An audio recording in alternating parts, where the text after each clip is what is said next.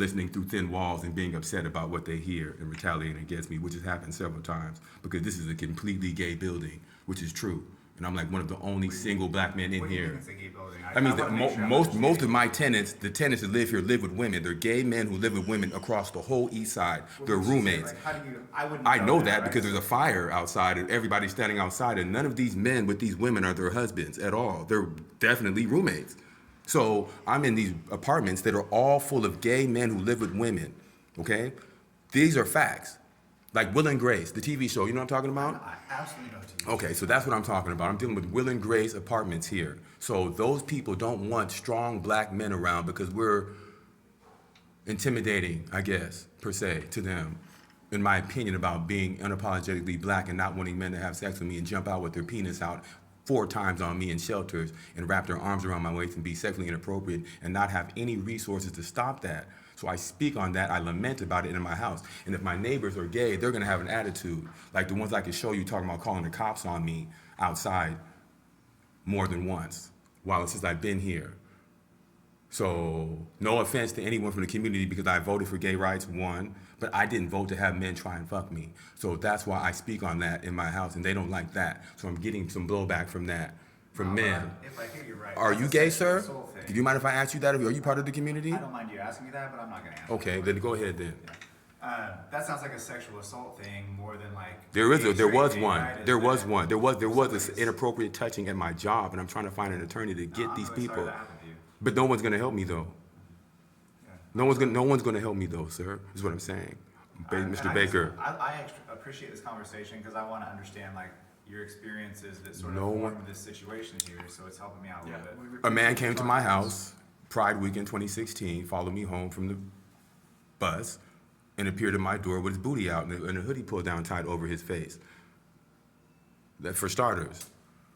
Before I moved from Seattle over here, and then here we are. So I'm not going to waste your time. I understand what you're saying. You're not Do wasting you want to finish saying something, Mr. Baker? No, I appreciate this conversation. I hear you saying you came here and want peace and want to be safe and calm here in your residence here. That gentleman right there, that's who I talked to in the car, I think. Yeah. So we want to just number help. squad number 178 or whatever, 99, whatever. So we want to do the best we can to help facilitate you living in peace here, which is what you said you And that's why I want. told him So- what I told him and filmed him 4 months ago. Tell him I don't want any problems here. And that's what Mr. Powell is saying on the phone. Officer Powell is saying, what's the squad number on the car or vehicle? And I have that. I told him I can provide that for him on my response. I'm gonna file a report against him for making a false police report against me also, and then sue him because I don't know him. And I keep opening my blinds, and he's right behind my house with that dog shitting right behind my fence. So I hopped up on the fence and told him, get the fuck away from my fence for the 15,000th time. And he'll run off way out there by the street where he should go in the first place. So this gentleman up here on the 3rd floor and the woman who lives with him and that noodle dog are either, and he asked me once, do you live here? He knows I live here. So what I'm saying, I'm being kind of picked on. It's not the first time or the first place this has happened to me. So, That's not including my employment too. So, like I said, being in the second gayest city in the whole country, San Francisco, Seattle, Portland, I'm experiencing some sexual misconduct without any help. Does that make sense? Yeah, I mean, I can't share that experience because I don't see gay people everywhere. Like, I just may not be as in tune to it or pay as much attention. But yeah, I think a lot of what you're describing, I understand being really negative experience. Some of it sounds like.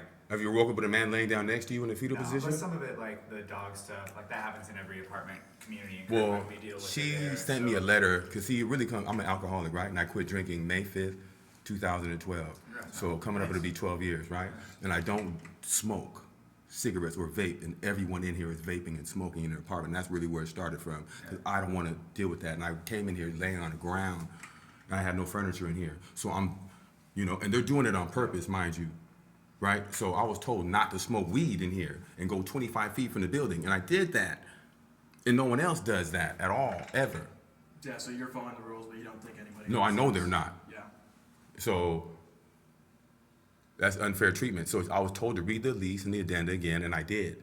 And in there, she was supposed to give him a 10-day for coming and doing that behind my house. So after I recorded Officer Power on the phone and saying all this to him and how I tried to tell her to get her brother, who's the maintenance man here, to get him off of me.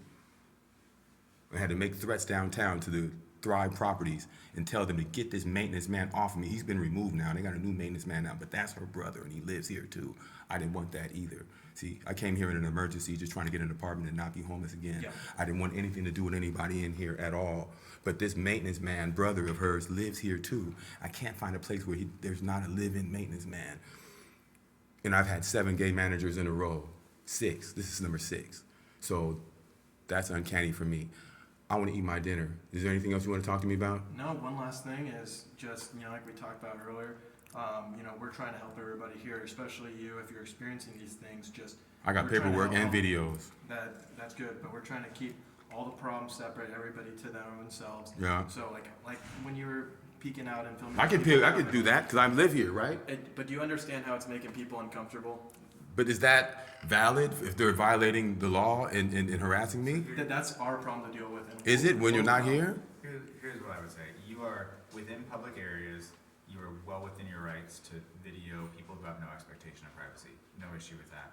If somebody were... They've threatened to call the cops on me 4 times now, and now you're here again. Yeah, so...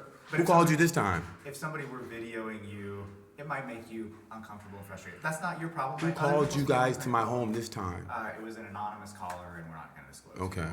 Yeah.